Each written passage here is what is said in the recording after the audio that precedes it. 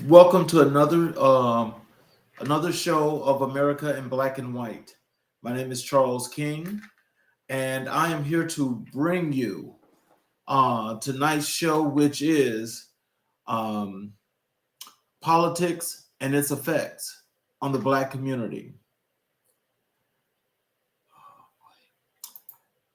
My main thing is to let's get started with some minor things for us to get going, and that is for those of you that are following and those that are tuning in. I would really like it if you guys could go to our YouTube channel, America in Black and White, and please subscribe and also please comment on the videos as they are replayed. All the shows are being replayed, and you can go back and you can listen to each and every one of them. And I would really like that because as we grow and as you guys see things that are going into effect, I just want you guys to know that we're always going to be here, and everything that we do, we're doing it in order to build this show. My next thing is, with tonight's show, I want you guys to get some ideas and some understanding as to how politics is affecting the African American community in its most harmful and worst way at this point in time, where everybody is, is struggling to make ends meet and are trying to do the best that they can. So where we're going to start is we're going to start with these party affiliations. We know that there are two major parties here in the U.S. We know there's the Democratic Party and there's the Republican Party. And, it's been a traditional thing, since the late 60s that Black people have majority been supporting the Democratic Party. A lot of us grow up with the learning of what it is to be in the Democratic Party. Well, the Democratic Party has not done its just in order to make all of our people feel comfortable. It is a factual thing that, in joining the Democratic Party, you do that because you really believe that there's a democracy. Well, when you talk about the Republican Party, it too throws out that same baseline in order to attract the people that are attracted to the things that they do. But they're a little bit more extremist than the Democratic Party. Now, what's going to go into effect as of November 17th is we have this debt ceiling situation coming up. With this debt ceiling situation that's set for November 17th, the Republican Party has just nominated a new House Speaker. This is one of those right-wing terrorists that is truly an extremist that did not want to certify the election, the presidential election that is, and also was one of those people that was part of the attack on the Capitol. Now, these right-wing terrorists, which they're domestic terrorists, and what they're doing is they're being pure, unadulterated, inexcusable for their behaviors that they have displayed and why they feel like that regardless of the case, they're in charge. Well, what we're learning is that, leading from behind has been the thing that has actually done more for them than anybody. because it appears as though if Democrats can't make decisions to do the things that they should do in order to make decisions for the people. That is, if they wanted to. But getting back to this Republican side, they've come up with um, ways of just letting you know, especially as an African American, that they're not interested in what you have to offer. Now we have a lot of folks that support this party. Their values are their values, and what they believe in is what they believe in, and that's fair. I mean, everybody don't have to do the same thing. But the thing that makes this so much worse than others is the fact that this is really about the greed, and it's about the money. And hey, if we all earn our money and we do what we want to do with our money, then hey, there's nothing wrong with that. But I think when the fact of politics and the role that it plays in everyday life, I don't think these people should actually have the right to run back to the other people here in the Black community and ask for their support when they're doing nothing to support them. It's really just not a good thing.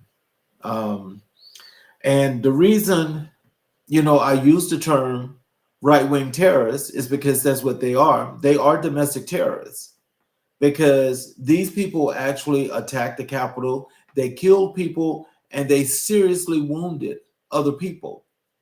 They go with lies and they tell you plenty of lies. They tell you lies such as, this is not what you're seeing when you're looking at the camera. You're looking at scenes as to what happened on January 6th. And they're telling you that this was peaceful. So I guess it's peaceful to beat people with sticks, whatever it is that you have in your hand, to shoot people, and you just do all these different things. But, when you have people that actually can stand up and vote for these people, it kind of it has to give you pause, and it has to make you think. Why are these people still voting for these folk? And they can tell the general public and say out to other folks, this is people that's our next door neighbors, and they can tell us that, I really don't believe in what happened at the Capitol, and I really don't believe in some of these things that are happening, and I'm not going to support that. But I want you guys to go back and think about the 2020 election. Donald Trump got over 75 million votes. If he got over 75 million votes, just think about how many people that is. And it makes you wonder, who are these people? Because he's still getting the same support right now at this day. Now, these people believe in repression, and they do repress you. For them, their thing is to try to shame and to make Black people feel about as small as possible. Because to them, we're all on a general stereotype. And being on that general stereotype, that stereotype is the one that hits us in the face, and they say it to your face. So it's up to you to believe it or not. But if there's a chance that somebody can say something like that to you to your face, and you still go and vote for them, what does that say about you? Sounds like to me that there's more than something wrong with your esteem and the repression, but there's something wrong with your everyday being. These people, like I say, these people lie, and they are stalling everything about what's happening right now with the function of the government, because they're putting out to the other side that if they don't get what they want, then this is just not going to happen. They're not going to pass the resolution to keep the government going, and they're going to continue to attack and attack and attack. Now, from the Democratic perspective, they too are repressive. They're repressive when it comes to African Americans because they feel like they have your vote in the bag and that you're never going to vote for anybody but them, regardless of the case, and they can just do whatever they want to do. I hope that's not true, but I'm saying that that is a true thing. It's time. It's time for us to make a change, and we have to make this change now. And what that change is, we're going to have to somehow come together, pool the resources that needs to be put together, and create our own party. Because if we don't create our own party, then we're going to be in a very hard, very, very, very difficult situation and position to where things that may be needed for the average individual is just not going to happen. Democrats also do not support the African American community. They don't support the African American community because, if you guys can think back, when the Voting Rights Bill was passed, well, it was brought to the floor or brought up. It was the only opportunity that they gave it, and they just shut it down. It has never been revisited, and apparently it's not planned on being revisited. So you've got many, many states around this country that are putting all these voting rights bills to keep Black folks from voting. It's to keep down the minority vote because the minority vote is a very big and major block of this country. So, with this, it was asked that that a hate crime bill be passed. When it comes to Black folks and police brutality and just the killing of Black people in general and other things. That never happened. But you've got other minorities that have gotten bills passed, not just through the House, but through the Senate, which is the way the process goes. And the president signed them. So my thing is, what is the problem with the protection or having protection for Black people when it comes to this country? They are not supporting that. Why are we voting for these people? To me, that shows a serious form of racism, and they too are the folks that want to lead from the back. And so what that means when I say that is they're not just trying to pass bills just to pass the bills. They're basically just doing whatever they see fit and then coming up with justifications for things that are happening to us in our communities where they're not doing their due diligence. And this is where we have to do what we have to do in order to make things work for us. So we've got to get rid of that. And I say it's not just, just from this general perspective, but I think the overhaul is we have to do something about that. We've got to make that statement that you're not just going to get my vote. You're just not going to get my vote. And so my thing is if we're going to do that, we should start by getting together, creating our own organizations, and putting forth the people we want to represent us in the U.S. Congress. Now, I'm willing to put myself out there to get this started, and I really would love it if I can get some comments via the YouTube channel, or if I could get questions and I can get some opinions and ideas here on the show.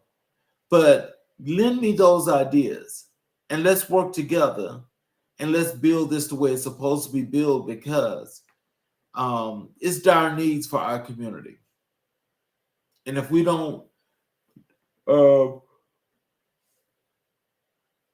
do what we have to do now, then we're never going to do it.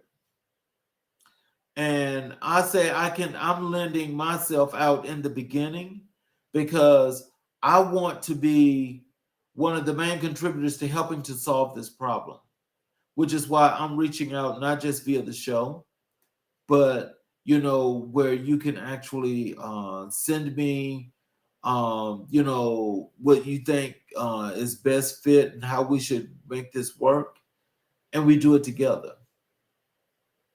That's where I am on this, because if I don't get there and we don't get there, we're going to have some problems. So when it comes to the party affiliations, just overall, as you see, it doesn't matter if you're Republican, and it doesn't matter if you're Democrat, but if you're in those affiliations are going to make your life a living hell if you don't do the things that they want you to do. Now, the things that contribute most to these are economics. Economics in the Black community is like as worse as it's ever been. We still don't have generational wealth. We still have horrible living conditions. And we also have these low-paying jobs that are just not the best thing for us.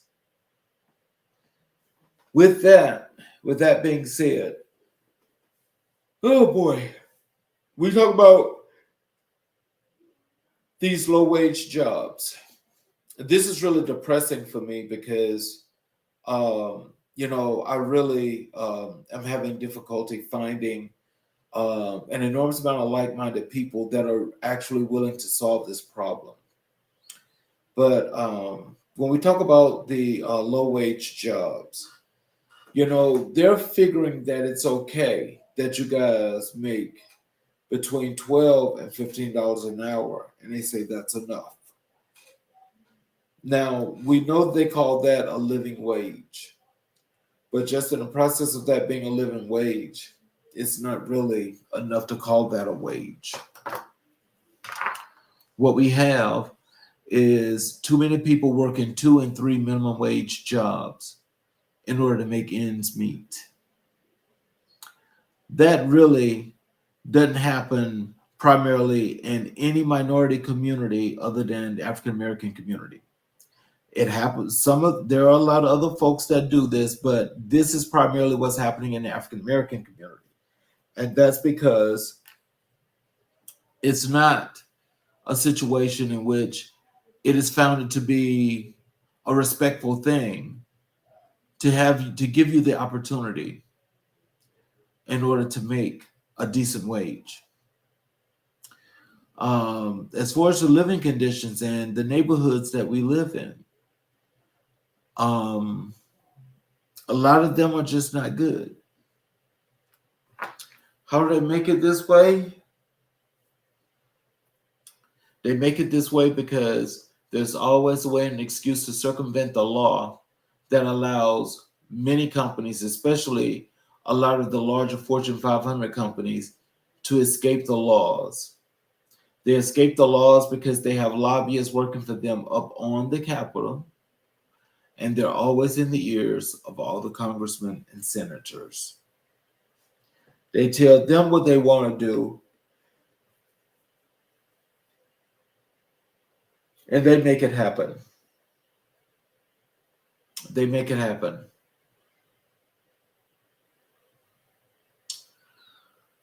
Oh boy.